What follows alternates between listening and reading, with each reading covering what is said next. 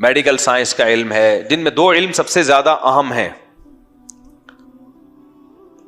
یعنی پہلے زمانے میں تو ایک ہی علم تھا، میڈیکل سائنس کا بہت زیادہ تھا، باقی علوم زیادہ ترقی نہیں کی ان علوم نے، لیکن اب تو بہت سارے علوم ہیں.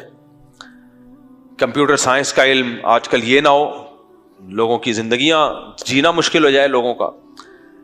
تو جتنے چاہے پیچیدہ علم ہو، میں نے بتایا نا یہ کہاں سے شروع ہوتا ہے، یہ علم کہاں سے، آپ کو پتا ہے کہ کھانا یہاں رکھا ہوا ہے، روٹی یہاں رکھی ہوئی ہے، یہ بھی ایک علم ہے، اور اس کو پیچیدہ کرتے چلے جاؤ. مریخ پر جانے کی باتیں، پھر سیارے جات، پھر شٹل بنا لی، یہ سب چیزوں کا حاصل ایک ہی ہے، میری اور آپ کی زندگی کو خوشگوار بنایا جائے. یہ علم پیغمبروں کا ہدف نہیں ہے، یہ علم قرآن کا موضوع نہیں ہے. سمجھ رہے ہو؟ یہ جو بعض لوگ مبالغہ آرائی کرتے ہیں کہ قرآن میں سارے علوم ہیں، یہ مبالغہ آرائی ہے. سارے علوم کا قرآن میں ہونا یہ قرآن کی تعظیم نہیں ہے، یہ توہین ہے. دیکھو کچھ علوم ایسے ہوتے ہیں جو ضروری تو بہت ہیں، لیکن آپ کے لیے اس کا آنا آپ کی عزت نہیں ہے اس میں. مثال کے طور پر ایک پنچر لگانے والے سے پوچھیں کہ آپ کو ٹائر کا پنچر اچھا لگانا آتا ہے، اگر وہ کہیں نہیں لگانا آتا تو اس میں اس کی عزت ہے یا ذلت ہے؟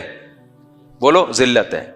لوگ کہیں گے وہ والا تو بندہ بڑا اچھا پنچر لگاتا ہے اور تجھے نہیں لگانا آتا. لیکن کوئی 20ویں گریڈ کا آفیسر ہو، اس سے آپ پوچھیں کہ سر آپ کو گاڑی کے ٹائر میں پنچر لگانا آتا ہے؟ کہیں آتا ہے.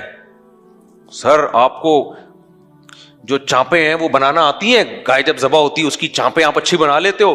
ہاں بنا لیتا ہوں. لگتا ہے کوئی اٹھنا بیٹھنا آپ کا قصائیوں میں رہا ہے.